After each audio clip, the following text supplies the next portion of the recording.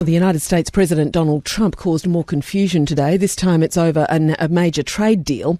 You'll remember that he pulled the US out of the Trans-Pacific Partnership. But the other 11 nations, including Australia, pushed ahead and signed up. Now it looks like the US President is open for discussion, though late today he has said that he'd only consider joining the TPP if it were, quote, substantially better than the deal offered to former President Barack Obama. Political reporter Stephanie Boris has more. Prime Minister Malcolm Turnbull is upbeat about the latest news from the US. It's in the news again today. And isn't it good that President Trump is looking at the TPP? Donald Trump met with farm state politicians at the White House, and one of the topics on the agenda, the Trans-Pacific Partnership. Republican Senator for Nebraska Ben Sasse attended the meeting and says the president asked officials to investigate the prospect of signing up to the deal. The president multiple times reaffirmed in general to all of us and looked right at Larry Kudlow and said, Larry, go get it done. The president has since taken to Twitter. Late at night, US time, he declared the US would only join the TPP if the deal was substantially better than what was offered to President Obama. For him to swing around now and to say this does seem a little odd, but the pattern with him is that he seems to carry this mantra as a negotiator. And on other areas, when he said, well, we might be prepared to look at this half of the time, he means it, half the time he doesn't. Alan Oxley is a former Australian Trade Commissioner and now chairman of the APEC Study Centre at RMIT University.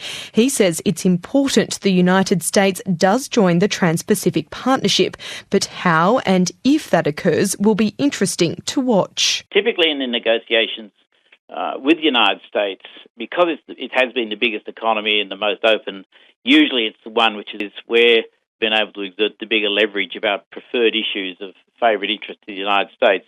With the agreement as it is, where all the parties have put aside what were preferred US positions, the US would find itself in a very unusual position of having to sit down and negotiate with 10, 11 other countries on something that they've already settled. The US president pulled his nation out of the deal, but a number of other nations, including Australia, went ahead to secure what is now known as the TPP 11.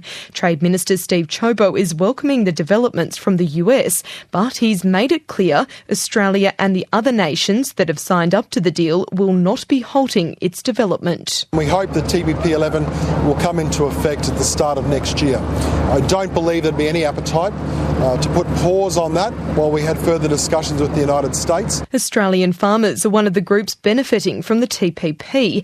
National Farmers Federation, but he's cautiously, Ma says he's pleased to hear the US is considering its options, but he's cautiously welcoming the news, outlining how Australian farmers now have an advantage over their US counterparts. Australian farmers take an advantage from having the US not in markets like Japan, where we've got a competitive advantage in products like beef, dairy and grain. And he's warning against any deal with the US that would see Australian businesses worse off. We wouldn't want them to just waltz back in and our competitive advantage to be eroded completely. So we'd want to maintain our advantage. So could the US president get the better deal that he's demanding?